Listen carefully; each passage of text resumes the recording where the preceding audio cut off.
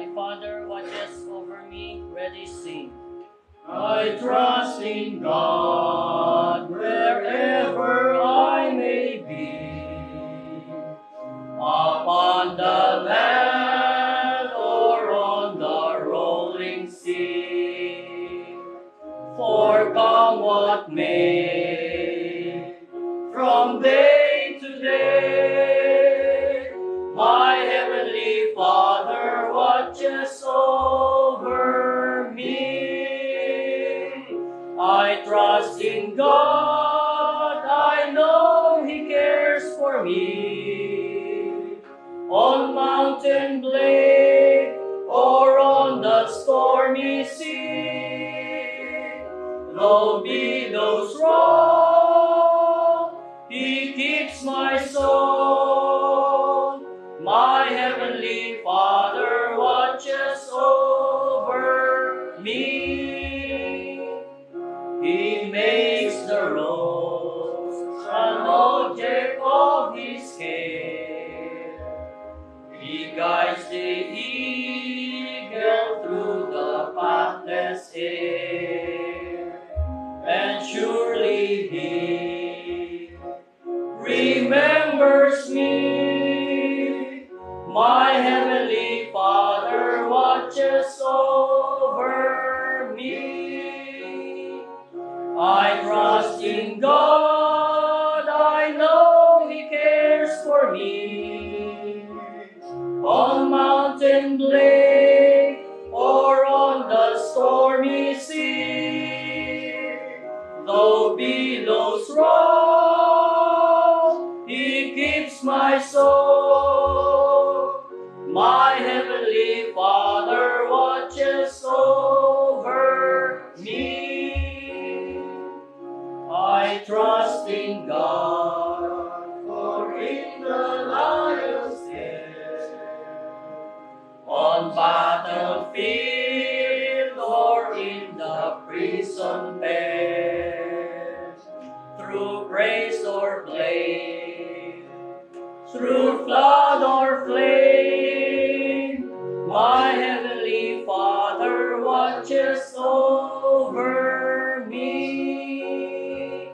I trust in God, I know He cares for me. On mountain blade or on the stormy sea, though billows roll, He keeps my soul. My heavenly Father watches over me. The valley may be dark, the shadows deep, but oh, the shepherd guards his lonely sheep, and through the gloom He'll lead me home. My heavenly Father watches over me. I trust in God, I know He cares for me. On mountain blade or on the stormy sea, though billows roll, He keeps my soul. My heavenly Father watches over me. Amen. Pagpalain ng mensahe ng mga awitin sa ating mga puso at sa pangangaral at pakikinig ng salita ng Diyos, muli natin tawagin ng ating kapatid, Pastor Norman Milla.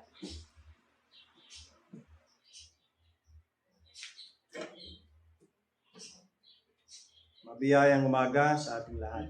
Purihin na ating Diyos sa umaga ito. Salamat sa kanyang mensahe sa ating pong mga awiting inawit. Talagang nagbibigay sa atin ng kaaliwan, kalakasan at pagpapala. Purihin ng Panginoon at niloob ng Diyos na makasama natin, Brother Sammy. Amen. After na matagal na panahon, almost 3 years. 3 years. Kasama natin. Kasama ang kanyang anak, si Sir Mil at ilang kaibigan, si Kuya Jerry, puri ng Panginoon. Welcome, welcome. Buksan po natin muli ang ating pong mga Bible sa Philippians chapter 4. Tayo po ay muling tumayo sa pagbasa ng salita ng Diyos. Philippians o Filipos, Kabanata 4, umpisa natin sa talatang 11. Philippians, ito ang ating magiging basihan ng ating pag-aaral. Ngayon pong umaga, ang salita ng Diyos. Ang teksto ay Filipos, Kabanata 4, talatang 11 at 12 o hanggang 13. Narito ang sinasabi ng banal na kasulatan.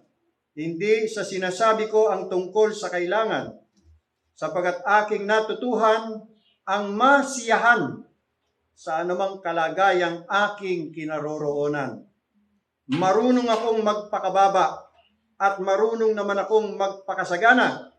Sa bawat bagay at sa lahat ng bagay ay natutuhan ko ang lihim, maging sa kabusugan at maging sa kagutuman at maging sa kasaganaan at maging sa kasalatan. Lahat ng mga bagay ay aking magagawa doon sa nagpapalakas sa akin. At yan ay walang iba kundi ang Panginoon Jesucristo. I can do all things through Christ who strengtheneth me. Hindi nabanggit sa Tagalog, yung Christ. Isasali na lang sa Tagalog, hindi pa naisali ng tama. Hindi pa binanggit yung pangalang Kristo. Anyway, tayo po ay lumulog sa panalangin. By the way, ang pamagat ng ating pong pag-aaralan ay contentment. Contentment. Manalangin tayo. Panginoon naming Diyos, luwalhati, kapurihan at karangalan, ang amin pong inaalay at inihahandog sa inyo. Karapat dapat kayong sambahin, paglingkuran, purihin, at pasalamatan. Kami po ay nagpapasalamat sa biyaya ho ninyo na kami ay makarating sa lugar na ito. Dito po, kayo po ay aming sinasamba. Dito po kami po inyong tinatagpo.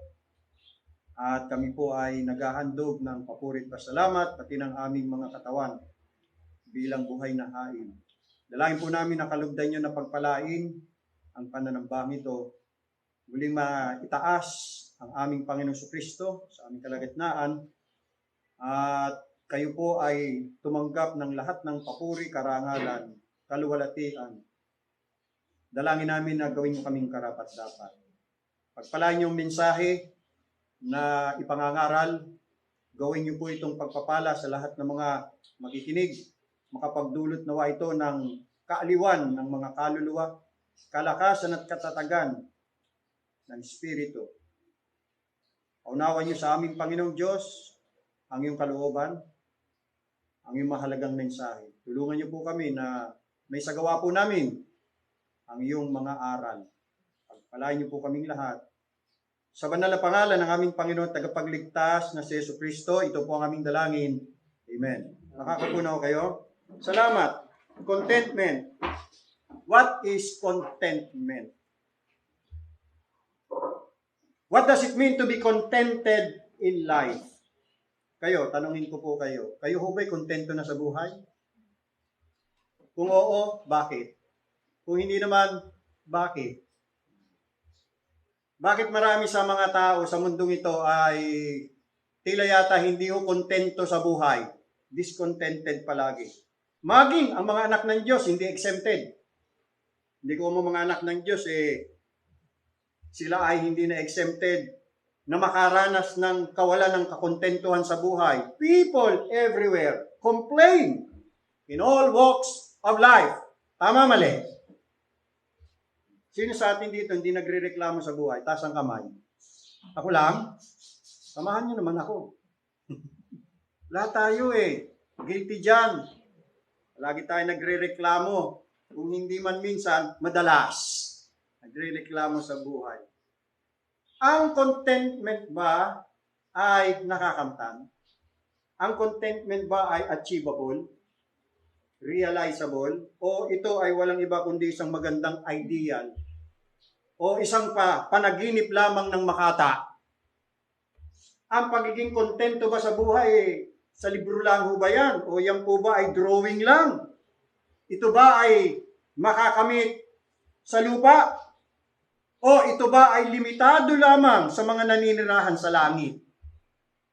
Kung magagawa ito dito sa lupa at ngayon, maaaring panandaling mapanatili o ilang maikling sandali o oras ng kasiyahan, ang maasahan po ba natin o pinaka-maasahan ba natin sa buhay na ito? Kung halimbawa, isang tao man maka-achieve ng contentment, yan po ba ay sandali lang, panandalian lamang, at ilang oras lang tatagal pagkatapos wala na? Ang mga tanong na gaya nito, mga kapatid, ay nakahanap ng kasagutan. Isang sagot, at least, sa mga salita ni Apostol Pablo na atin hong binasa. Sabi po ni Pablo, hindi ko sinasabi ito dahil ako'y nangangailangan sapagkat natutuhan kong maging kontento anuman ang mga kalagayan. Yan ang atin hong pagbubulay-bulayan at dito po tayo hahango ng mga kasagutan sa mga katanungan po natin. Una ay atin pong tatalakayin kung ano bang ibig sabihin ng contentment, the meaning of contentment. At pagkatapos, atin din pong tutuklasin ang mga aral o lesson ng contentment. At magtatapos tayo, lulubin pa ng Panginoon at may oras pa tayo, sa enforcement, mga paalaala, mga guidelines or prinsipyo na maaaring magpatibay o makapagturo sa atin kung paano tayo magiging kontento sa buhay. So, malamang this is going to be a two-part message. Part 1 and Part 2. May God help us. Una sa lahat, the meaning of contentment. What is contentment? What does it mean to be content? Una, para lalo nating maintindihan, alamin muna natin kung ano ang hindi contentment. What it is not. First, meron ako nabasang napakagandang saying or motto. Ganito ang sabi, kung ano ang hindi contentment at kung ano ang contentment. Sabi doon sa nabasa ko, contentment is not found in having everything, but in being satisfied with everything we have. Ilang beses kayo nakarinig sa mga taong nagsasabi, kung ako lang merong ganun, kung ako lang merong ganyan, kontento na ako. Napakarami sa mga tao na naghahangad ng maraming bagay, pero hindi naman nakapagbibigay sa kanila ng kakontentuhan. Sabi ng isang tao, kung ako lang merong 1 milyon sa bangko, ako na ang pinakamasaya at pinakakontentong tao. Yeah. Ang isa naman ay nag-iisip na kung siya ay may gusto sa politika, iyon ay makapagsasatisfy ng kanyang ambisyon at siya ay magiging kontento. Tulad nga, maraming mga nanalong barangay chairman. May mga natalo, may mga nanalo. At yun namang mga nanalo, mga naging barangay chairman, konsihal, natupad yung kanilang ambisyon. Ang tanong, kontento ba sila? Ang isa naman ay may isa pang bagay na dapat makuha para maging kontento siya. Ang mga bagay na ito kapag naabot ay hindi magdudulot ng kasiyahan o contentment. Yan ang problema sa tao. You see? Kasi ang tao po, sabi ng matalinong tao na nabuhay dito sa mundo na walang iba kundi si Solomon, ang tao po ay meron tinatawag na wandering desire.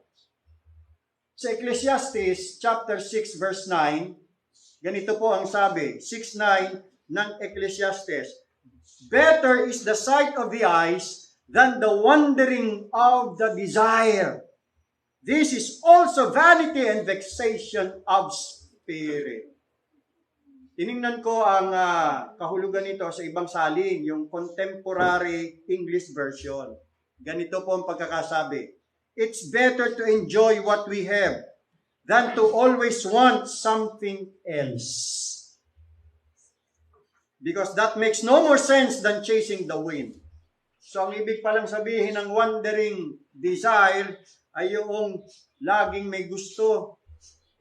Pag nakakamta ng isang bagay, hindi kontento, manghahangad ng isa pang bagay. Wandering desires. So that means discontented. No contentment at all. Agree ba kayo kung sabihin ko sa inyo, yung mga taong mayayaman, hindi ba dapat sila yung mga taong kontento na sa buhay? Di ba? Bakit? Kanyo? Nasa kanila na ang lahat eh. Sabi nga sa kanta eh. Nasa iyo na ang lahat. Dahil sa dami ng pera, kaya nilang bilhin ano man gusto nilang bilhin. Kaya nilang makuha ano man gusto nila. Di ba? So dapat, supposed to be, ang ating palagay, sila na yung pinaka-kontento sa buhay. Kasi nga, tayong mga walang pera, o yung mga tao walang pera, ganyan ang inaakala at iniisip nila, na pagka nakuha ko lang ito, pag ako'y nagkaroon ng ganito, ay kontento na ako. O ngayon, tanungin natin mga mayamang tao. Tanungin natin sila, kayo ho ba'y kontento na sa buhay nyo? Diba? Yan. Sino kaya magsasabi, ay, kontento na ako kasi nasa akin na ang lahat eh. Totoo kaya yun? Iwala kayo? Basahin ho ninyo ang mga talambuhay ng mga mayayamang tao, lalo na yung mga namatay na hindi masaya. They died. Lonely people. Why? Sa kabila ng kanilang kayamanan. Kasi nga, yung kanilang kayamanan ay hindi pa rin nakapagbigay sa kanila ng contentment sa buhay. Naghahanap pa rin sila. Pag kumita na ng 100,000, kulang pa. Gusto 1 million o milyon. Nung kumikita na ng milyon, hindi ako content. Gusto ko billion. Nung kumikita ng billion, gusto trillion. Kita mo yan. Talagang may wandering desire ang tao. Ang tao hindi talaga satisfied. At i-explain natin yan mamaya kung bakit. Ganun ang tao. Wala siyang contentment, wala siyang satisfaction. So hindi ho yan ang contentment. Contentment is not found in having everything, but in being satisfied with everything you have. Secondly, contentment is not a life never seeks progress anymore. Hindi ibig sabihin na pagka kontento ka na ay hindi ka na mag-achieve or mag-aspire ng progress. May mga tao kasi kontento na sa mga bagay na hindi nila dapat makontentuhan. Alam niyo ba yon? Hindi tayo dapat masiyahan o makontento na payagan ng mga bagay na umiral na hindi naman dapat umiral. Hindi tayo dapat masiyahan na maging mas mababa sa ating pinaka-mahusay. Bigay kayo halimbawa. Diba, isang estudyante, kada exam, puro 75 ang nakukuha. Kontento na siya ron? Ayos lang yan, basta makapasa. Hindi na siya mag-achieve. Hindi na siya mag-strive na taas-taasan naman niya. Makakuha man lang ng 76. Okay, 77. Di ba? So, dapat maging kontento na siya ron sa 75 na grade. O halimbawa, ako naghahanap buhay, kinikita ko lang ay 7,000. Hindi na ako maghahangad na kumita pa ng mas malaki na alam kong kulang pa yan eh. Kulang pa sa aking pamilya. O ito, isang babae, nung siya'y dalaga, talagang nagsikap siyang mag-aral, nakakuha siya ng college degree. Nung siya'y nakapag-asawa, she took a masteral degree. Nung siya'y nagkaroon ng mga anak, she took a doctorate degree. Nakatapos siya. Sa loob ng mahigit 10 taon, iginugol niya ang kanyang panahon sa edukasyon. Tanong, yung bang babae yun ay hindi kontento sa buhay?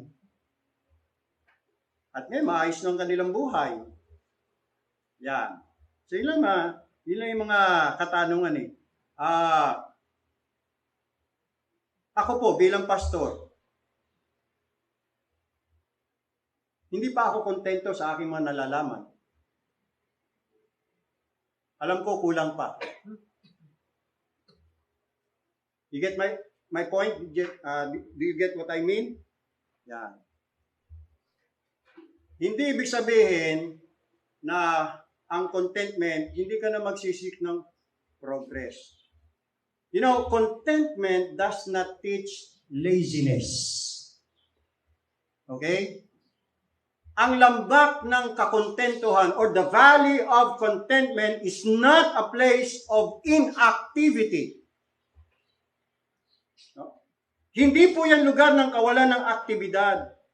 Kapag natutunan nating makontento sa mga bagay na mayroon tayo at sa ating sitwasyon sa buhay at sa ating mga kalagayan, hindi po ibig sabihin na mawawala ng lahat ng mithiin o kaya'y huminto na ang lahat ng pagsisikap. Walang kinalaman. Ang makontento sa ngayon ay hindi nangangahulugan na makontento sa parehong bagay bukas. Ang tamang uri ng kasiyahan o contentment ay nangangailangan ng patuloy na pag-unlad sa mga linya kung saan posible ang pag-unlad. Katunayan nga, we cannot be contented not to make proper progress. Pakita natin ang prinsiping yan. Mula din kay Apostle Paul. Basahin natin ang 1 Corinthians chapter 9. 1 Corinthians chapter 9, in verse 25. Unang Korinto 9:25. Sabi niya rito, 24 muna, para makuha natin ang konteksto. Hindi baga ninyo nalalaman na ang mga nagsisitakbo sa takbuhan, ito ay marathon, ito ay Olympics, ito ay karera, nagsisitakbo sa takbuhan ay tumatakbong lahat. Ngunit iisa lamang ang tumatanggap ng gantimpala. Isa lang mananalo. Siyempre, yung mahusay, yung nagsisikap, yung nag-strive.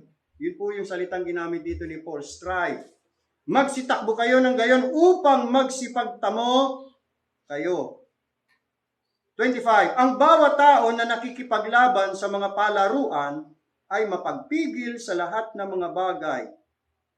So, merong disiplina. Bakit ginagawa yan? Para manalo. Ginagawa nga nila ito upang magsipagtamo ng isang putong na may pagkasira, ngunit tayo niyaong walang pagkasira. So, ano sinasabi rito ni Pablo? Kung nais nating magtagumpay sa isang mithiin sa buhay, dapat pagsikapan, pagsumikapan, strive. So, yung ba nagpapahiwatig na maging kontento ka na lang, huwag ka na magsikap, huwag ka na mag-training, huwag ka na magsanay. Ganun ba yun? Kita naman natin yung ating buksingerong ipinagmamalaki, si Manny Pacquiao. Talagang siya lang ang naka-achieve ng 8th Division champion, no? Siya lang, the only boxer in the entire history. 8th Division. Sa bawat division, 8 division, nanalo siya. Hindi niya ma-achieve yan kung kontento na siya doon sa 1st Division lang. You see? Hindi niya maabot yung 8th Division. Sabihin niya, dito na lang ako sa 1st Division. Ayoko na ng 2nd Division, 3rd Division. Hindi na ako mag-strive. Hindi na ako magsusumika. So, walang progress. Hindi ganun ang ibig sabihin ng contentment, mga kapatid. So, dapat mayroong progress, mayroong strive o striving for mastery. Look at verse 26. Sabi dito, ako nga'y tumatakbo sa ganitong paraan. So, sa larangang spiritual, meron ding palang mastery. Meron ding pagpupunyagi, meron ding pagsisikap to achieve higher level. See? Pagdating sa spirituality. Ako nga'y tumatakbo sa ganitong paraan na hindi gaya ng nagsasapalaran. Sa ganito rin ako'y sumusuntok na hindi gaya ng sumusuntok sa hangin. Ngunit hinahampas ko ang aking katawan. So, discipline at aking sinusupil, training. Baka sakaling sa anong paraan pagkapangaral ko sa iba, ako rin ay itakwil. Baka ma-disqualify si Apostle Paul. Another principle, Philippians chapter 3. Philippians chapter 3. Tingnan niyo po ang prinsipyo dito ni Apostle Paul. At sabihin niyo sa akin kung ito ba ay nagpapahiwatig ng discontentment or contentment. Sabi rito sa verse 12, hindi sa ako'y nagtamo na o ako'y nalubos na. Alam ni Pablo, may kakulangan pa siya. Something lacking in him. Kundi, ano sabi niya? Nagpapatuloy ako. Baka sakaling maabot ko yaong ikinaaabot naman sa akin ni Kristo Jesus. So meron siyang goal. Ang maabot, yung naabot ng Panginoon Kristo. Verse 13, mga kapatid, hindi ko pa inaaring inabot. Datapwat isang bagay ang ginagawa ko, na nililimot ang mga bagay na nasa likuran at tinutungo ang mga bagay na hinaharap. 14, nagtutumulin ako sa hangganan sa gantimpala ng dakilang pagtawag ng Diyos na kay Kristo Jesus. So nakita nyo, yung contentment ay hindi nakabase doon sa kawalan ng progress. Kailangan may progress eh. So, hindi ganun ang ibig sabihin ng contentment, wala ng progress. Kasi ganito yan mga kapatid, may mga mali na dapat maituwid. May mga kondisyon na kailangang pagbutihin. May pag-unlad na kailangang gawin. Ang isang uri ng contentment na tinitingnan ang mga bagay nito na walang malasakit, binabaliwala ang responsibilidad, umiiwas sa tungkulin, hindi ho yan contentment. Hindi ho yan kasiyahan. Kapag nagawa na natin ang ating tungkulin, natupad na natin ang ating responsibilidad, itinuwid na ang mga bagay na nangangailangan ng pagtutuwid hanggat maaari para sa atin. Kung gayon, pag nagawa natin lahat yan, maaari tayong magkaroon ng tunay na kasiyahan. At least, nagsikap ka. At least, ginampanan mo ang iyong responsibilidad. At least, ginampanan mo ang iyong tungkulin. Ano man ang maging resulta, may kakontentuhan. Yun ho. So, contentment does not mean to surrender or surrender to conditions. Contentment does not mean being satisfied in the circumstances and conditions which exist for which we are not responsible. Kung responsable tayo sa isang bagay, kailangan natin gawin yun. Gawin natin, ayusin natin. Hanggat hindi naayos, hindi tayo magiging kontento. Kailangan ayusin. Kailangan yung mali itama, yung kalikuan ituwid, yung tungkulin gampanan. So dito pinaliwanag natin kung ano ang hindi contentment. So ano ba talaga ang ibig sabihin ng contentment? What it is? You see, listen, contentment is a state of mind. Contentment is a disposition of the heart. Na anuman, listen to this, na anuman ang ating kalalagayan o sitwasyon o kaya'y anuman ang ating tinatangkilik ay may kasiyahan. May kakontentuhan. Anuman. Sa Hebrews chapter 13 verse 5, ito po ang sabi ni Pablo bilang karagdagan sa pagpapaliwanag ng prinsipyong ito. Sabi ni Pablo, Hebrews 13 verse 5, mangilag kayo sa pag-ibig sa salapi, kasiya kayo sa inyong tinatangkilik. O kaya maging kontento kayo sa inyong tinatangkilik. O kaya maging kontento kayo kung anuman meron kayo. Sapagkat siya rin ang nagsabi sa anumang paraan na hindi kita papagkukulangin, sa anumang paraan na hindi kita pababayaan. You see that? Be content with such things as you have. Anumang mayroon ka, anuman ang bigay sa iyo ng Panginoon, be content. You see the principle, mga kapatid? Si Pablo po ay hindi po siya dependent sa external circumstances or conditions para sa kanyang happiness. Sa kanyang sariling puso ay mayroong isang bagay na nagpalaya sa kanya mula sa lahat ng bagay na labas sa kanyang sarili. Dinala niya ang kanyang puso o dinala niya sa kanyang puso ang kapayapaan ng Diyos at ang kagalakan ni Kristo.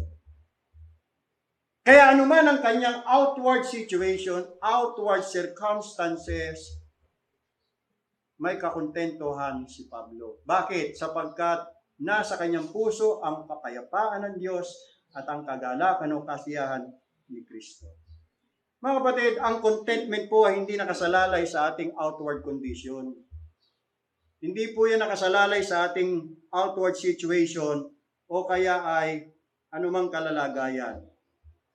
Halimbawa, sabi ng isang tao, kapag ako ay may magandang bahay,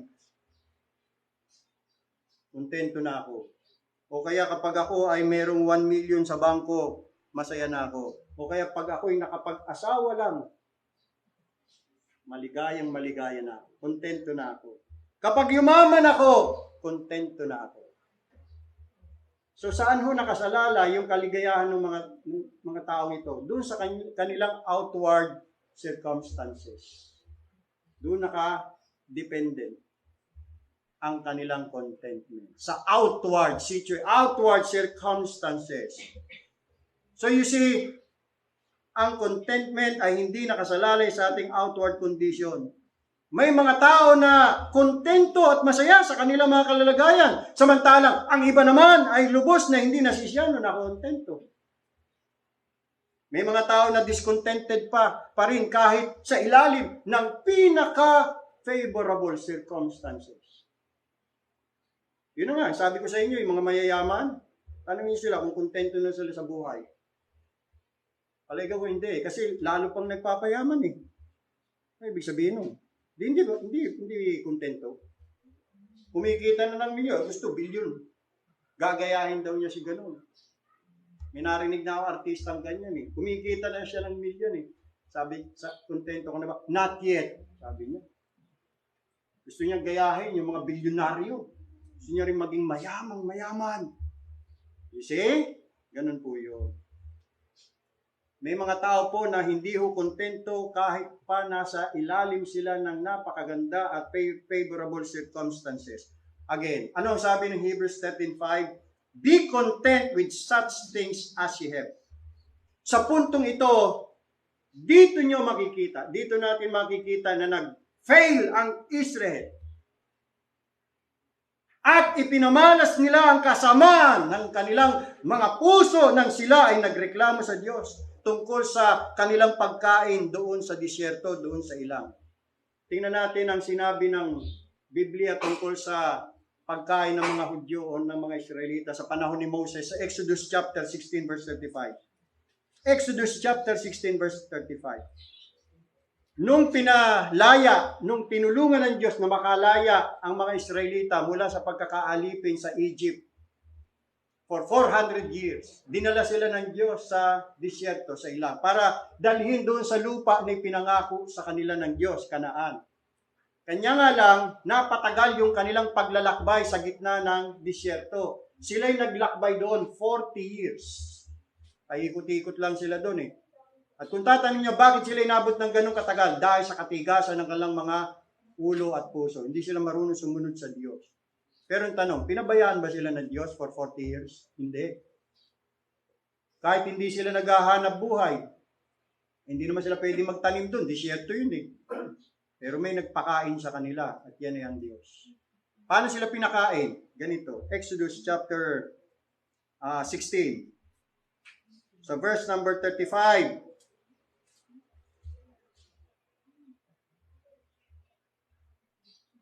Sa Tagalog, basahin ko. At ang mga anak ni Israel ay kumain ng mana na 40 taon. Pero kung gaano katagal silang inalagaan at pinakain ng Diyos. Ano? 40 years. Hanggang sa sila'y dumating sa lupaing tinatahanan. Sila'y kumain ng mana hanggang sa sila'y dumating sa mga hangganan ng lupain ng Kanaan. Doon makakapagtanim na sila. Doon makakapagtrabaho na sila. Doon makakapag-alaga na sila ng mga hayop nila. Doon, yung lupain ng Kanaan, ang sabi ng banal na kasulatan sa English, flowing with milk and honey. Pero doon sa ilang tuyot na lugar, disyerto, pero hindi ho sila nagutom. Ito pa ang sabi ng Diyos tungkol diyan. Deuteronomy chapter 8. Tingnan kung gaano kabuti ng Diyos sa Israel. Deuteronomy chapter 8 verse 1. Tingnan niyo po pakita lang natin mga kapatid kung gaano sila inalagaan, inaruga ng Diyos for 40 years. Verse 1. Ang lahat ng utos na aking niutos sa iyo sa araw na ito ay inyong isasagawa upang kayo'y mga buhay at dumami at inyong mapasok at ariin ang lupain na isinumpa ng Panginoon sa inyong mga magulang. So, sumunod lang sila. God will bless them. Verse 2, at iyong aalalahanin ang buong paraan na ipinatnubay sa iyo ng Panginoon mong Diyos nitong 40 taon sa ilang. So, paalala ito sa kanila.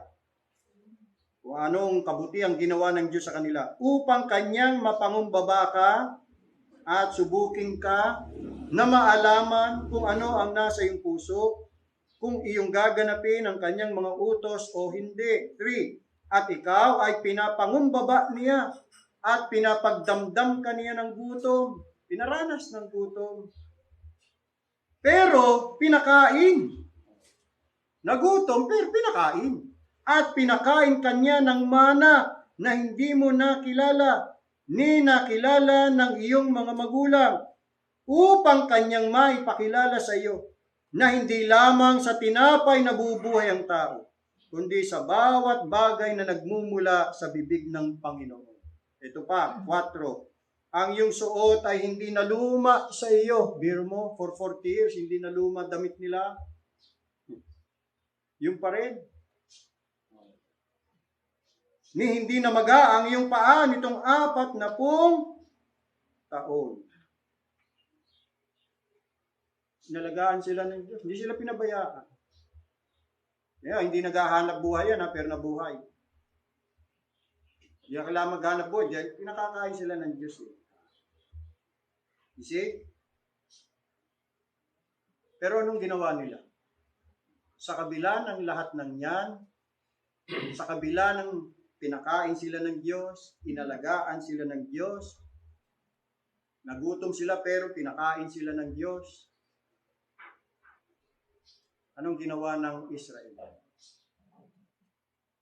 Hinamak nila yung pagkain ng Diyos na ibinigay sa kanila. Tingnan nyo, sa Numbers chapter 11. Numbers chapter 11.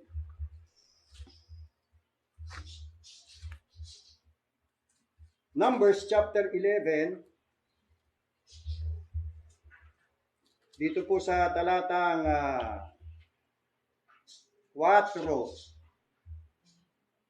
bilang, kabanata 11, talatang 4, at ang halo-halong karamihan na nasa gitna nila ay nahulog sa kasakiman, naging sakib, mapag-imbot, greedy, covetous. At ang mga anak ni Israel naman ay muling umiyak at nagsabi, sino magbibigay sa atin ng karneng makakain? Naganap na ng karne. Nagsawa na ho doon sa tinapay. Verse 5, ating naalaala ang isda na ating kinakain sa Egypto na walang bayad. Ang mga pipino at ang mga milon at ang mga puwero at ang mga sibuyas at ang bawang. Naglalaway sila na naalala nila. Yung mga masarap na pagkain kinain nila doon nung sila ay nasa Egypt. Pero alipin sila. Hindi naman nila makakain yan na hindi sila pinapahirapan. Nung nasa Egypt sila, dadaing-daing sila eh. Nung pinalabas na sila ng Panginoon, reklamo. Ang tao ito. Nung pinakain, gusto, masasarap na pagkain. Tingnan verse 6. Ngunit ngayon, ang ating kaluluwa ay natutuyo. Walang kaano-anuman sa ating harapan ay walang anuman, kundi ang manang ito. Ano ibig sabihin?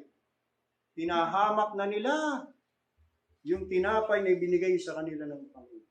Now, totoo mga kapatid, dun sa disyerto, hindi smorgasbord, hindi eat all you can, hindi masagana. Pero, hindi sila ginutom ng Diyos. Sinustina sila for 40 years. Hindi ba dapat may pagpasalamat sa Diyos yan? Yun po yung sinasabing, anumang meron ka, be content with such things as you have.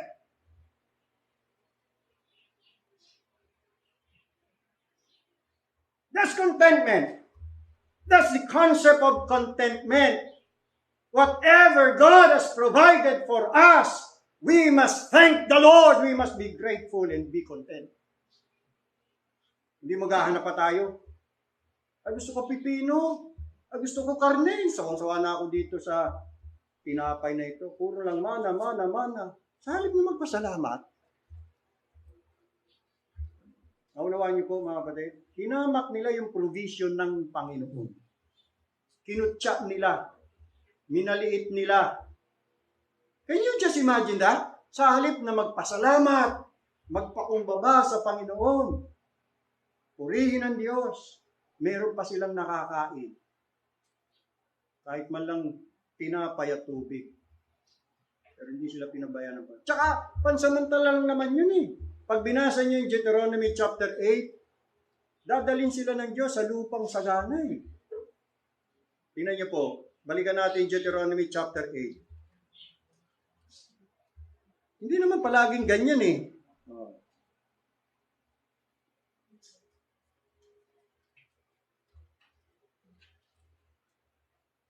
Basta sumunod lang sila eh. Verse 6. Deuteronomy 8:6. At iyong tutuparin ang mga utos ng Panginoong Diyos na lumakad ka sa kanyang mga daan at matakot ka sa kanya. Sumunod lang sila. God will bless them. Yan ang promise ng Diyos. Yung promise ng Diyos conditional. Pag sumunod lang sila, God will bless them. Pero pag hindi sila sumunod, God will curse them. Parusahan sila ng Panginoon, sumpahin sila ng Panginoon. 7, sapagat dinala ka ng Panginoon mong Diyos sa isang mabuting lupain. O dadali naman pala sila sa isang mabuting lupain. Hindi sila habang buhay doon sa ilang, sa disyerto. Na lupain, anong klaseng lupain? Ng mga batis ng tubig, ng mga bukal at ng mga kalaliman, na bubukal sa mga libis at mga bundok, lupain ng trigo at ng sibada at ng puno ng ubas. Wow! Kita niyo yung lupain na yon na inihanda ng Diyos sa kanila, ibinigay. Libre yon, bigay yon. See? Bigay ng Diyos sa kanila. Masaganang lupa.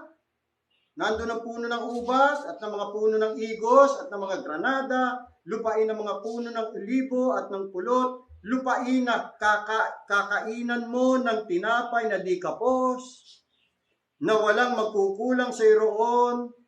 Ano ibig sabihin yan? Abundance. You see? Gusto rin ng Diyos na sila'y maging abundant. Kahit maging abundant. Mga bundat. Ano nga nangyari sa kanila? Nagkabundat-bundat sila eh. Binigyan sila ng Diyos ng karne. Pinagbigyan naman sila ng Diyos sa reklamo nila. Gusto niyo karne ha? So nagpadala ang Diyos ng karne. Pugo. Kaso nung kumain, kala mo patay gutom. Sakmal dito. Hindi nakain eh. Sakmal na eh.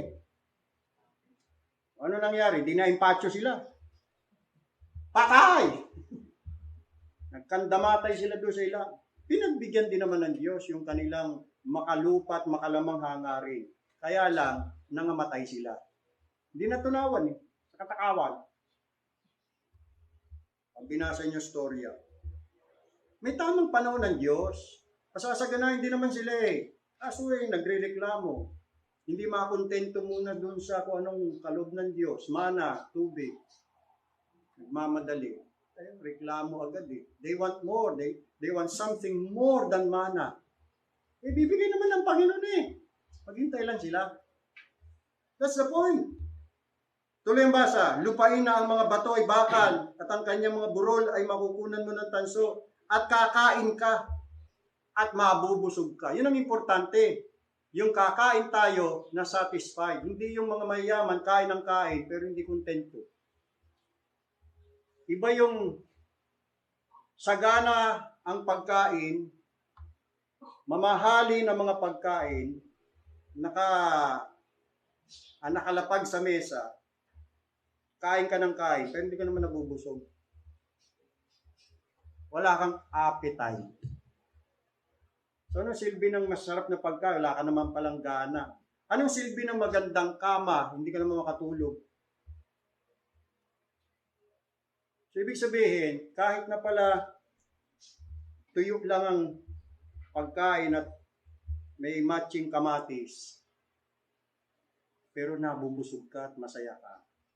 Yun ang contentment. See? Kahit papag lang ang higaan mo, pero sarap naman ang tulog mo, himbing. Contentment. Diba? Yun yung sinasabi natin, ang ating kaligayahan hindi nakasalalay sa outward condition or circumstances.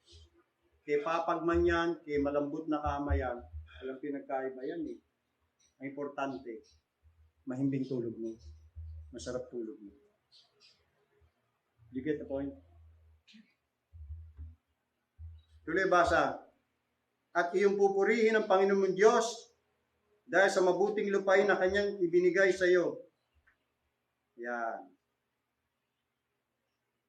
Mag-ingat ka lang na baka iyong malimutan ng Panginoon mong Diyos sa hindi mo pagtupad ng kanyang mga utos at ng kanyang mga katulan at ng kanyang mga palatuntunan na aking niutos sa iyo sa araw na ito. Baka pag ikaw ay nakakain at nabusog at nakapagtayo ng mabubuting bahay at iyong natahanan at pagka ang iyong mga bakahan at ang iyong mga kawan ay dumami na at ang iyong pilak at iyong ginto ay dumami at ang lahat ng tinatangkilik mo ay dumami. So, pagpapalain din pala ng Diyos, ano? Kaya yamanin din sila eh. Kaya lang, itong delikado ay magtaas ang iyong puso at iyong malimutan ang Panginoon mong Diyos na naglabas sa iyo sa lupain ng ito, sa bahay ng pagkaalipin. Yun lang. Ang tao madaling makalimot sa Diyos. Hindi na marunong magpasalamat. Hindi na marunong tumanaw ng utang na loob. See? Tuloy, na siyang pumatnubay sa iyo sa malaki at kakilakilabot na ilang na tinatahanan ng mga makamandag na ahas at mga alakdan at uhaw na lupa na walang tubig na siyang naglabas sa iyo ng tubig mula sa batong tingkian. Kita niyo yung provision ng Diyos, no? Na siyang nagpakain sa iyo ng mana sa ilang na hindi nakilala ng iyong mga magulang upang kanyang mapangumbaba ka at kanyang subukin ka na pabutihin ka sa iyong wakas. So temporal lang naman pala yun. Sinubok lang sila ng Panginoon. Hindi naman palagi, hindi naman habang buhay, ganun na magiging kondisyon nila. May plano din pala ang Panginoon dalhin sila sa masaganang buhay. Masaganang lupain. Tuloy. At baka yung sabihin, saan na ba tayo? At baka yung sabihin, verse 17, sa iyong puso, ang aking kapangyarihan at ang lakas ng aking kamay ang siyang nagbigay sa akin ng kayamanang ito. Kundi iyong alalahanin ang Panginoon mong Diyos sapagkat siya ang nagbigay sa iyo ng kapangyarihan upang magkaroon ka ng kayamanan. Sino nagpapayaman sa tao? Ang Diyos. Ewan ko kung alam yan ng mga mayayamang tao sa mundong ito. Ewan ko kung naintindi nila ng Diyos ang nagpayaman sa kanila. Hindi sila. Doon sa ating panalangin, di ba, ng paghahandog, nasa iyong kamay ang pagpapadakila at pagtataas. Nasa iyong kamay. Ang mga kayamanan ay galing sa iyo, ang mga ibinigay namin, itong mga kaloob natin dyan, galing naman sa Panginoon yan. Di ba? Kala natin sa atin yan, galing, hindi ha. Galing din sa Diyos yan. Kaya ibinibigay lamang natin ang ibinigay sa atin ng Diyos. Tandaan natin yun. Dito sa lupang ito, wala hong anumang bagay na pwede nating sabihin, akin ito. Pag-aari ng Diyos yan. Katiwala lamang tayo. Kaya nga pag namatay tayo, hindi natin madadala yan sa hukay. Hindi maatin yan eh. Sa Diyos yan. Pinahiram lang ng Diyos yan. Ayan, napakaliwanag oh. Alalahanin mo, Panginoon Diyos, sapagat siyang nagbigay sa iyo ng kapangyarihan upang magkaroon ka ng kayamanan. Upang kanyang papagtibayin ang kanyang tipan na kanyang isinumpa sa iyong mga magulang gaya nga sa araw na ito. Yan ang dapat nating maunawaan. See? Itong mga Hudyong ito, itong mga Israelita, nagreklamo. Sa halip na magpasalamat sa Panginoon. Sabi ng isang Puritan preacher, ng pangalan ay Jeremiah Burroughs, pinanganak siya noong 1599, namatay siya noong 1649. Sabi niya, Christian contentment is that sweet, inward, quiet, gracious frame of spirit which freely submits to and delights in God's wise and fatherly disposal in every condition. Now let's go back to Philippians chapter 4. Yung statement ni Apostle Paul, yung puwersa, yung bigat ng kanyang sinabi sa Philippians chapter 4, mas lalo ho nating maiintindihan kung titingnan natin kung ano po yung kalalagayan o kondisyon ni Pablo nung sinabi niya yun. Again, ano sabi ni Pablo? Philippians chapter 4. Sabi ni Pablo, hindi sa sinasabi ko, verse 11, tungkol sa kailangan sabagat aking natutuhan ang masiyahan sa anumang kalagayang aking kinaroroonan. Tanong, ano ba ang kasalukuyang kalalagayan ni Pablo nung sinabi niya to? Let me remind you mga kapatid, nung sinabi ito ni Pablo, nung sinulat niya ito, hindi ho siya nakatira sa palasyo ng emperador. Hindi ho siya nakahiga sa malambot na kama. Hindi ho siya kumakain ng pagkain ng emperador o ng hari. Wala ho siya sa bakasyon. Hindi ho si Pablo nasa staycation. At maginhawa at masagana ang kanyang buhay nung sinulat niya ito. Kaya sabi niya, nasisiyan ako sa anumang kalagayang aking kinaroroonan. Hindi ho. Alam niyo kung nasaan si Pablo nung sinulat niya ito? Nasa bilangguan po siya. He was in prison. He was in chains. See? Tanda natin yan. And yet, sa kabila ng kaaba-abang kalalagayan ni Pablo nung siya'y nakakulong, nasa bilangguan, naghihirap, na sabi niya na siya ay kontento. You understand? Aba, punta nga kayo sa bilangguan, tanungin niyo mga preso doon, kayo ba'y kontento sa kalagayan niyo? Aba, ang isang bilangguan ay maaaring yan ang kahuli-hulihang lugar na pwede mong puntahan para hanapin ang isang taong kontento. Di ba? Wala ka makikita ang taong kontento sa bilangguan. Saan ba mahanap yung taong kontento? Ayan si Pablo, nasa bilangguan. Sa mga katuwid, napakaliwanag mga kapatid. Contentment comes from within, not from without. It's from within. Kaya nga sabi natin, contentment is a state of mind. It is a disposition of the heart. Because contentment comes from within, not from outside. Contentment must be sought from God, not in creature comforts. Ang contentment ay hindi ho matatagpuan sa kaginhawaan na idinudulot ng mga nilikha lamang ang kakontentuhan ay matatagpuan mula sa Diyos na siyang lumikha ng mga bagay. See? Again, what is contentment? Ang contentment ay yung satisfied ka with the sovereign dispensations of God's providence. I repeat, contentment is being satisfied with the sovereign dispensations of God's providence. Kung ano ang bigay sa iyo ng Diyos, according to His sovereign will and pleasure, maging contento. You see?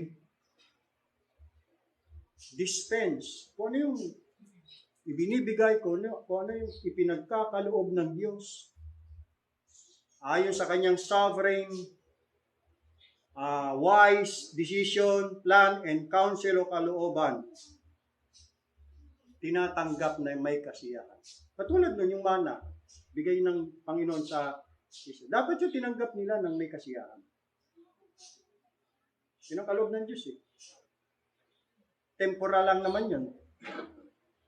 Ang samantala lang naman, hindi naman palagi eh.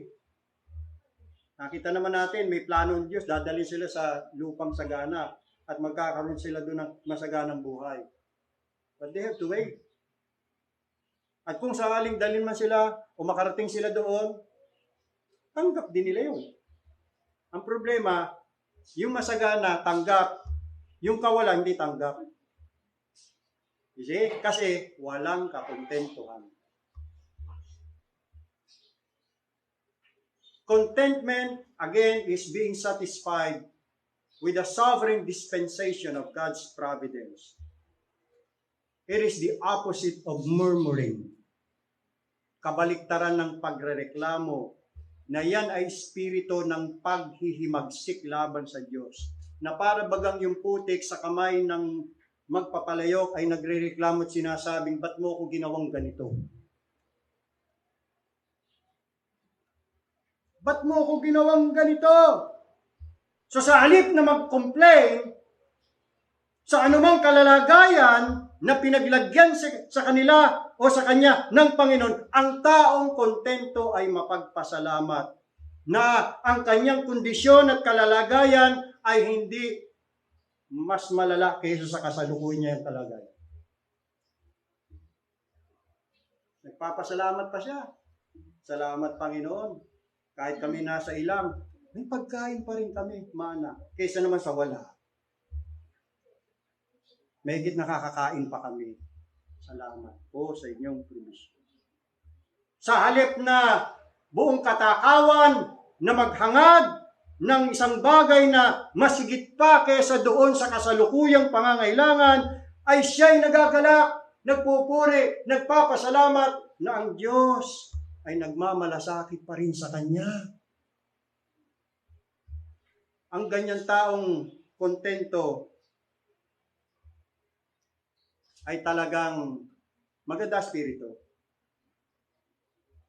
Sabi nga, sa nabasa natin kanina, keep your lives free from the love of money and be content with such things as you have, because God has said, I will never leave you nor forsake you.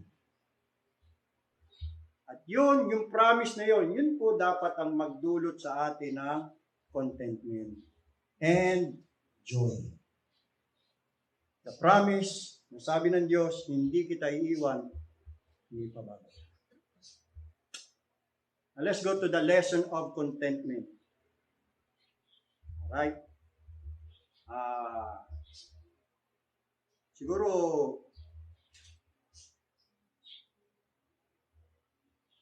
talakayin natin to, pahapyaw, and then tutuloy natin to.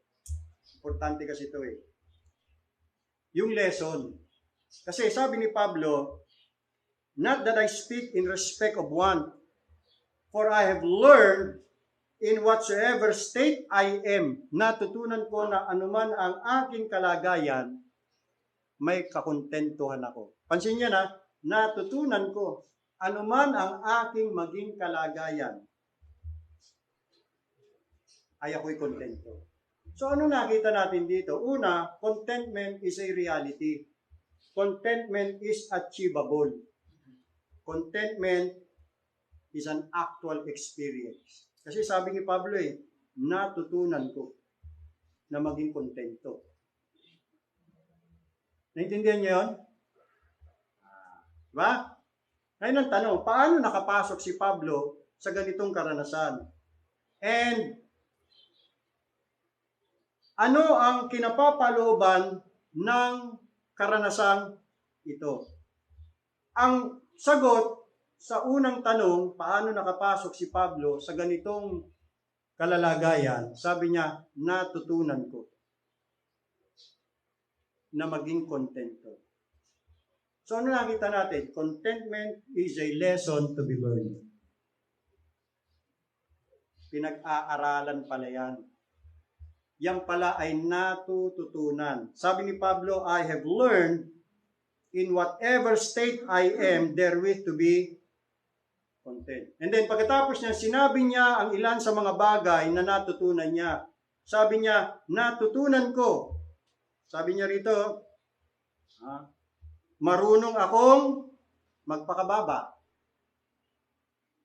At marunong naman akong magpakasagana. So kahit saan mo dalhin si Pablo, okay lang sa kanya. Sa mababa man na buhay o sa masaganang buhay, walang problema. Iba kasi doon lang sila kontento sa masaganang buhay. Pagka doon sa mababa, wala na. Nagre-reklamo na. You see?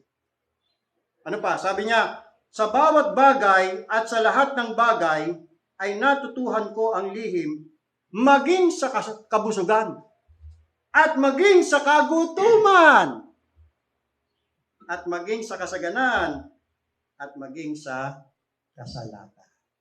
Ang problema kasi sa iba, doon lang sila sa kabusugan. Doon lang sila sa kasaganaan. Pagkakagutom na at kasalatan, ay hindi napapayag. Gera patani na. Maghihimagsik na, magrereklamo na, magre-rebelde na laban sa Diyos. Hindi nila tanggap ano man ang kaloob ng Diyos. Hindi nila tanggap, hindi sila satisfied sa sovereign dispensation of God's providence. Ano makikita natin ditong aral, mga kapatid, no? Hindi palaging sagana. Minsan may kasalatan ng buhay. At hindi rin palaging busog. Minsan nagugutom din. Katulad sa Israel. Dinala sila ng Panginoon sa ilang. Pero temporal lang naman yun. May plano din naman ng Panginoon pasaganahin sila. You see? O bakit kailangan yun? Diyan yung makita, mga kapatid. It's schooling time. It's time for you and me to learn. Ang mga anak ng Diyos, ipinapasok niya sa paaralan ng Christian experience at doon tuturuan sila ng Panginoon. Doon sa school of affliction. You see, Paul learned a great secret. And what is that secret? It was the secret of adapting himself to various conditions and then being at rest or at peace in those conditions. You see, contentment must be exercised in whatever, take note, in whatever state we are. Whatever state. Anumang kalalagayan, anumang sitwasyon, o anumang kondisyon na pagkalagyan sa atin kung saan tayo nilagay ng Diyos. Diyos ang naglagay dyan. Hindi naman aksidente yan Naniwala ka ba sa providence ng Diyos? Naniwala ka ba sa sovereignty ng Diyos?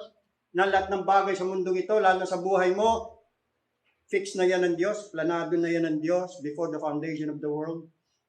Kaya kung may dumating na kasaganaan, tandaan mo, nasa plano ng Diyos yun, pasaganahin ka. At kung dumating man ang kawalan kasalatan, nasa plano din ng Diyos yan. Tapos tatanggihan mo, lalaban ka sa Diyos. Para kang putik sa kamay ng magpapalayok na nagre-reklamo at nagsasabing, bakit ganito ang ginawa mo sa akin? Kaya ba dapat? Ibig sabihin, nagkamali ang Diyos sa'yo? O di ikaw na Diyos. Ano ibig mong sabihin? Mas marunong ka pa kaysa sa Diyos? Ano, tuturuan mo Diyos? Sinong naging tagapagturo? Sinong naging tagapayo ng Diyos? Kita mo? Nagmamarunong ka sa Diyos. Gusto mo ikaw rin maging Diyos. At ngayon gusto mo turuan mo Diyos. Kita mong kamangmangan mo. Yan tao talaga mangmang hangal. Ayaw tanggapin. Ano man ang kaloob ng Diyos? Walang kakontentuhan. Yun ang problema natin.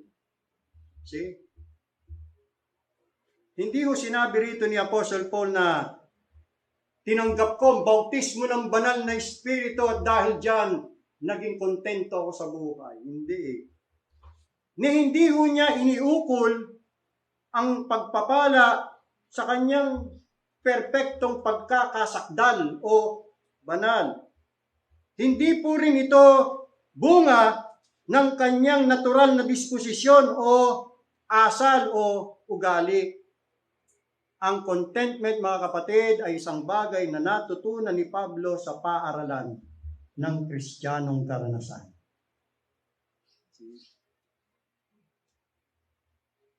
At tandaan niyo mga kapatid, sinabi ito ni Pablo sa bandang huli na ng kanyang buhay. Hindi sa maagang yugto ng buhay niya. Prison epistle to eh. Nakabilanggo na si Pablo rito eh. Maaring malapit na si Pablong katayin. Diyan niya sinabi yan. So ibig sabihin mga kapatid, hindi agad-agad natutunan ni Pablo ang virtue ng contentment. May proseso pinagdaanan si Pablo bago niya natutunan yan. At dito natin maintindihan kung bakit ipinapasok tayo ng Panginoon kung minsan sa paaralan ng kadalamhatian. Para ano? Para turuan at sanayin. To be trained. Ito ang dahilan kung bakit tayo sinasanay ng Panginoon na makaranas ng iba't ibang kondisyon sa buhay. Hirap at hindi puro sarap. Lungkot at hindi puro tawa o saya. Kawalan at hindi po puro puno o meron. Kasalatan at hindi puro kasaganaan. Minsan pinararanas din sa atin ng Panginoon ang lumuha. At hindi puro tawa. Pinararanas sa atin minsan ng Panginoon ang karamdaman at hindi panay kalusugan. Pinararanas sa atin ng Panginoon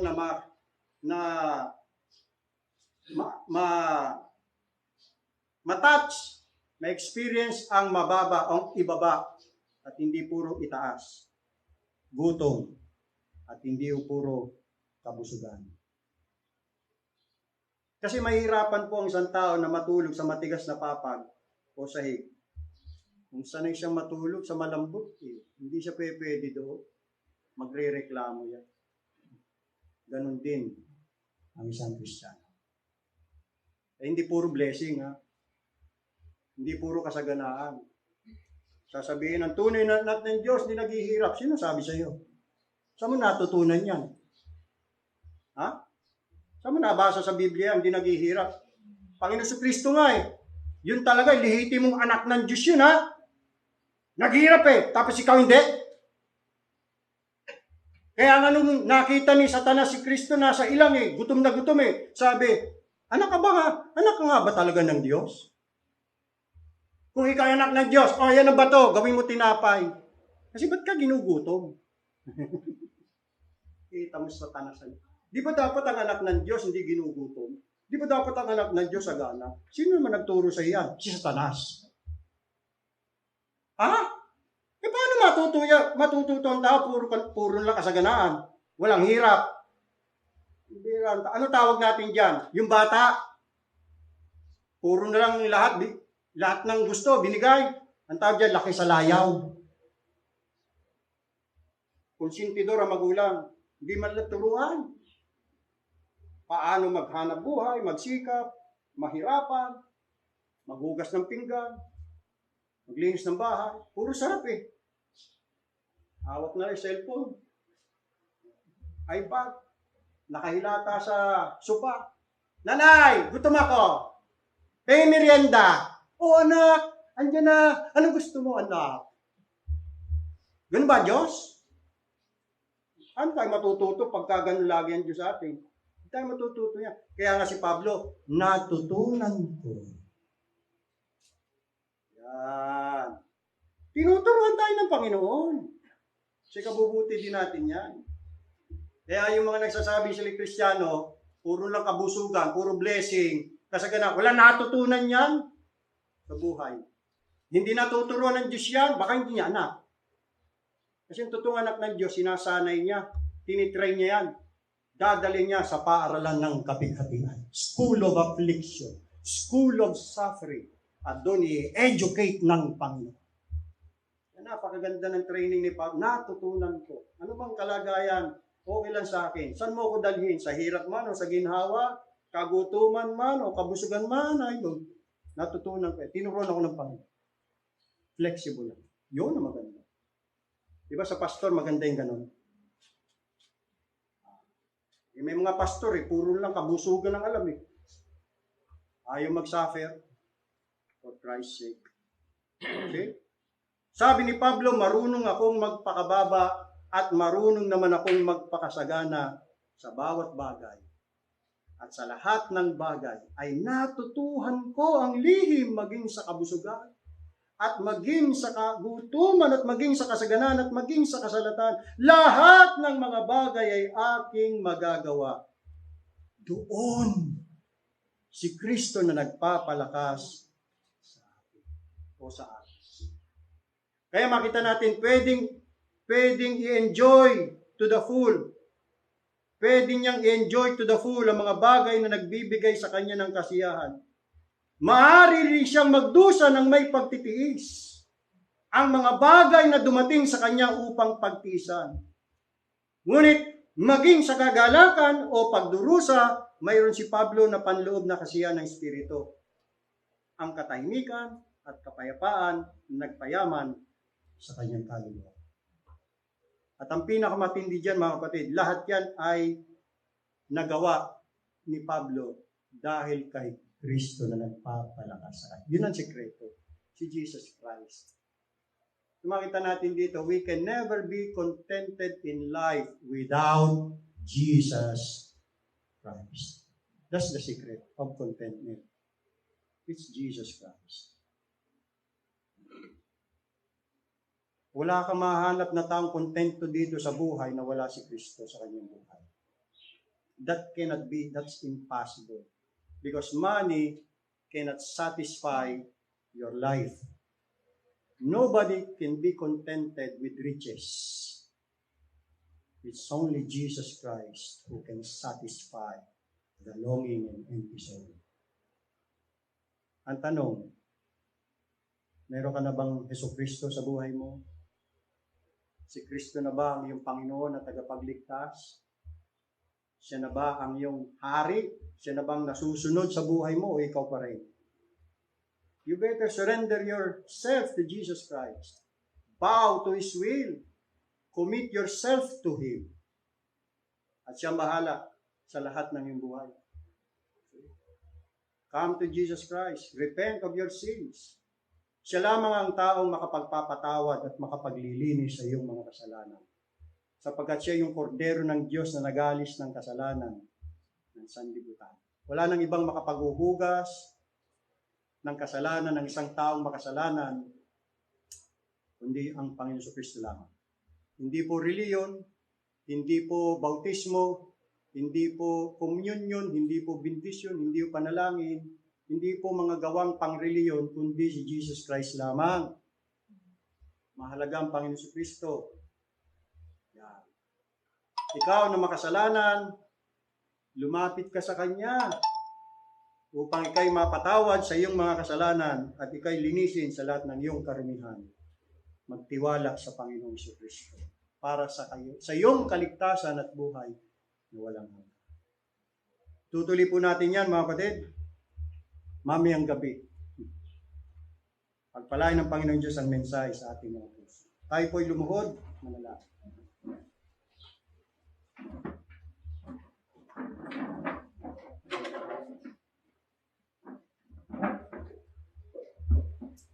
Dakilang Diyos na banal, makapangyarihan sa lahat. Salamat po sa iyong mga salita.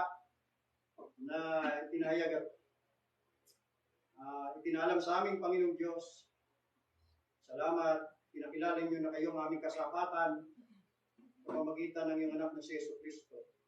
Si Kristo ang lahat-lahat sa amin. Walang kabuluhan ng buhay kung wala siya. At dahil sa Kanya, kami nagkaroon ng buhay. Sa pamamagitan ng banal na Espiritu. Panginoon naming Diyos, salamat sa mga pangako ninyo. Hindi niyo kami pababayaan o iwan man. Ang kahirapan dito sa buhay, ang kahirapan sa buhay dito sa lupa, ay pansamantala lang. May pangako kayo na dadalhin niyo kami doon sa luntiang pastulan, greener pasture, doon sa kaluwalhatian, sa piling ng Panginoon Kristo. Ngayon pa man, Panginoong Diyos, kahit na kami narito sa lupa, hindi niyo po hinayaan na puro na lang kahirapan ang aming maranasan. Nakita din namin, Panginoong Diyos, ang kabutihan ninyo. Kung paano niyo po pinagaan ang aming mga buhay, kung paano niyo kami hinango sa kahirapan, kinaranas niyo rin kami ng kaginhawaan ng kasaganaan. Hindi palaging gutom, hindi palaging ibaba, hindi palaging paghihirap. Naging magyaya pa rin kayo sa amin. Kaya, ipinagpapasalamat namin yan. Araw-araw, meron kaming pagkain sa aming lamesa. Hindi nyo kami hinahayaang magutom. Pag kami nagkakasakit, pinapagaling nyo kami. Kapag kami nalagay sa mga mapanganib na lugar, iniingatan nyo po kami. Walang nangyayaring kapamakan sa amin. At kung meron man, nandiyan pa rin kayo to the rescue. At kaya naman kami napapahamak dahil na rin sa mga kamalian namin. Dahil na rin sa aming katigasan ng ulo, ng puso. Pero sa kabila ng lahat ng yan, Panginoong Diyos, naging mahabagin pa rin kayo sa amin. Sa kabila ng aming mga pagsuway, naging mabiyaya pa rin kayo sa amin. Talagang kayo Diyos na napakabuti. Lahat ng mga mabubuting bagay na binibigay niyo sa amin, hindi po kami karapat-dapat. Undeserving grace po yan. Undeserving. Salamat po. Napakapalad namin na kayo ang aming Diyos. Sana po kayo rin ang maging Diyos ng aming mga mahal sa buhay. Nawa o Diyos, kilalanin nila ang iyong anak na si Yesu Kristo. Lumapit sila sa Panginoong Jesus, magsisi sa kanilang mga kasalanan, at siya isang kanilang sampalatayaan. Maawa kayo sa kanila, ilapit niyo sila sa inyong anak na si Yesu Kristo. At simula ngayon, sumunod sa kanyang mga aral at utos. Panginoon, patawad niyo kami sa mga pagrereklamo namin sa buhay. Minsan kami po ay nagiging mga mangmang at hindi nakakaunawa sa mga ginagawa ninyo sa aming buhay. Minsan kami po ay nagmamarunong pa. Nagrereklamo kami, hindi namin matanggap ang iyong mga kaloob sa amin, mabuti man o masama. Patawad, Panginoong Diyos. Patuloy pa kaming turuan.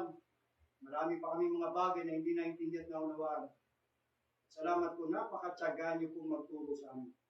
At hindi niyo kami tuluyang inaabandona o pinababayaan dahil sa katigasan namin. Maraming salamat sa mga pagpapala niyo, sa inyong mga biyaya sa amin. Naway matutunan nga namin, Panginoon Diyos, sa buhay na ito na maging kontento. Ano man ang aming kalagayan, ano man ang iyong kaloob sa amin. Ano man ang sitwasyon na iyong pagkalagyan sa amin. Tanggapin namin na ito'y matalinin yung pasya, may mabuti kayong layunin, Panginoon Diyos sa amin. At ito po ay sa ikatututo namin at sa ikadadalisay ng aming mga buhay. Upang pagdating ng araw, haharap kami sa inyo na malinis, banal, at sakdal. Patuloy kami turuan, Panginoong Diyos. Pagpalain niyo po ang iyong mga salita sa aming mga puso. Nawa ito'y tumubo at magbuo. Sa banal na pangalan ng aming Panginoon tagapagligtas na si Yesu Kristo, ito po ang aming dalangin, papuri at pasalamat. Amen. Awitin natin ang doxology. Purihin pa rin natin ang ating Diyos ngayong pong umaga. Praise God from whom all blessings flow. Praise Him, all creatures here below. Praise Him above, ye heavenly hosts. Praise Father, Son, and Holy Ghost. Amen. Amen. Amen.